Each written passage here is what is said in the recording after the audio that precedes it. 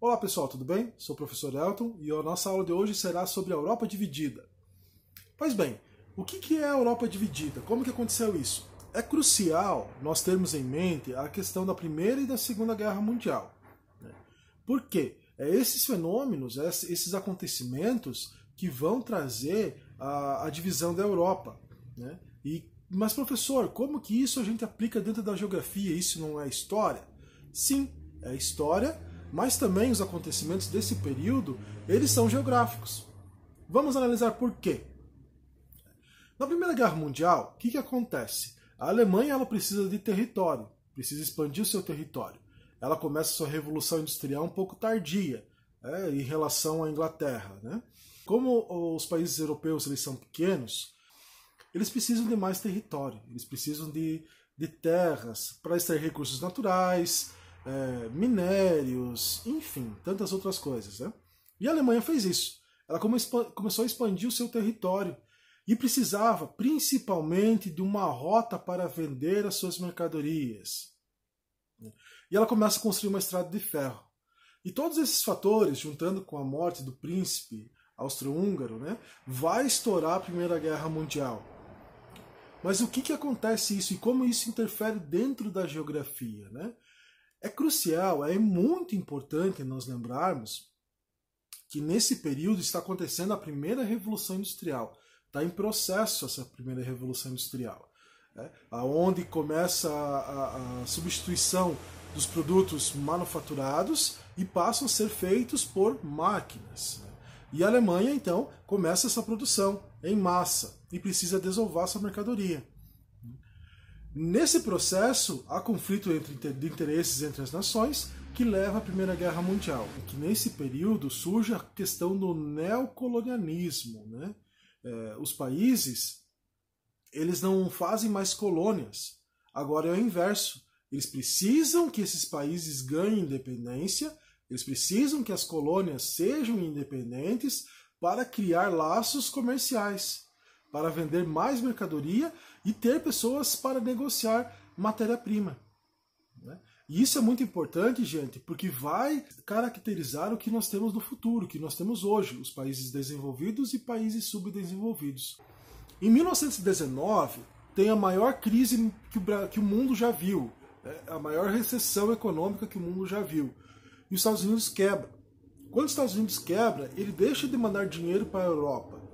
Inglaterra e França não têm mais esses recursos vindos dos Estados Unidos. O que acontece?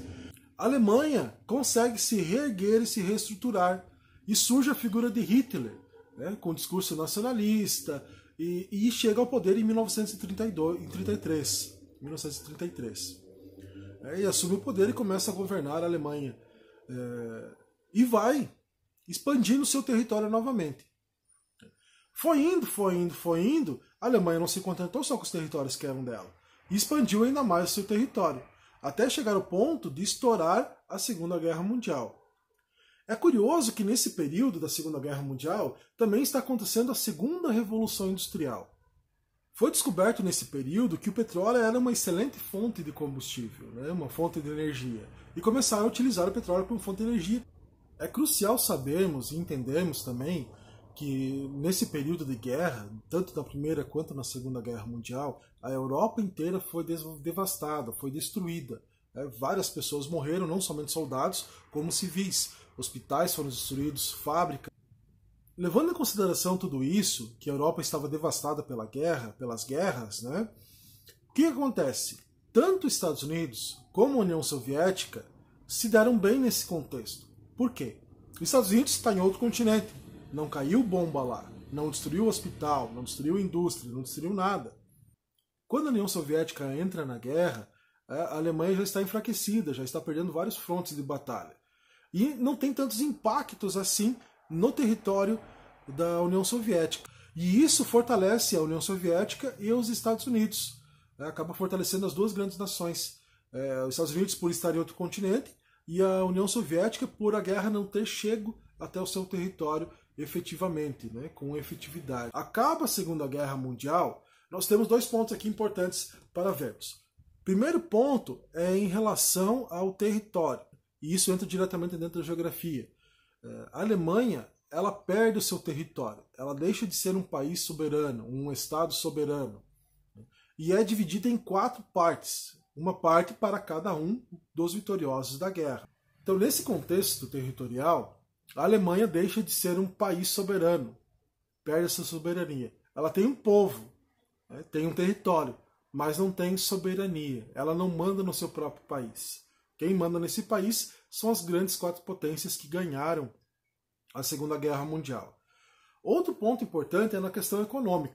Nesse período, nós temos uma transformação mundial. Nós temos uma grande luta entre capitalismo e socialismo, entre Estados Unidos e União Soviética. E nesse período histórico, o mundo é conhecido como um mundo bipolar. Por que mundo bipolar? Porque só existem 2 grandes potências que controlam a questão política e econômica do planeta, entre o mundo capitalista e o mundo socialista, né? E ocorrem umas tensões nesse período, né, chamadas de Guerra Fria, a guerra que nunca aconteceu, uma guerra não armada, né? Foi uma guerra à base de ameaças. Que tipo de ameaças? Ameaças nucleares. Foi nesse período também que teve a corrida espacial e um avanço tecnológico monstruoso no planeta. O fim desse conflito acontece em 1991, de fato, né? Apesar de que, em 1985, assume Gorbachev, presidente da União Soviética, e expõe o real-socialismo. De certa forma, eles estão quebrados. A União Soviética não tem tecnologia em relação aos eletrônicos e eletrodomésticos para o seu país, né? Eles não têm veículos, eles não têm micro-ondas, não têm geladeira. O país está sucateado. Apesar de possuir uma grande tecnologia espacial, né, questão de satélites, foguetes e armamentícia, as bombas nucleares, a população deles padece. Eles são pobres, o povo da União Soviética é pobre. Então Gorbachev, ele cria um plano para reconstruir a União Soviética, né, conhecido como Perestroika. Ele tenta reorganizar a sua casa, reorganizar o seu país e acaba saindo desse contexto da briga mundial. Ele deixa de lado as questões políticas e econômicas para organizar o seu país. Em 1989, o Muro de Berlim é derrubado. A população ajuda a derrubar o Muro de Berlim. Atualmente ainda existem pedaços do muro que estão de pé, são patrimônio histórico hoje, assegurados pela Unesco.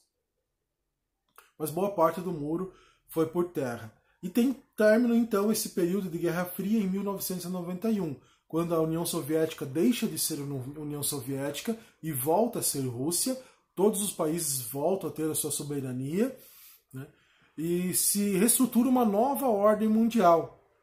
Nesse período, o mundo é conhecido como um mundo unipolar. Por quê? Como antes eram 2 potências que comandavam todas as relações, e agora uma delas saiu do contexto, saiu do cenário, fica somente uma. Então os Estados Unidos ele tem um controle de todas as relações políticas e econômicas do planeta. É por isso que o mundo é conhecido como um mundo unipolar, uma única potência comanda tudo. Com o passar dos anos, foi se transformando esse cenário, e mais países começaram a ter influência econômica e política no planeta. Um exemplo deles é a própria China. E nesse novo contexto dessa ordem mundial, né, existem uma multipolaridade.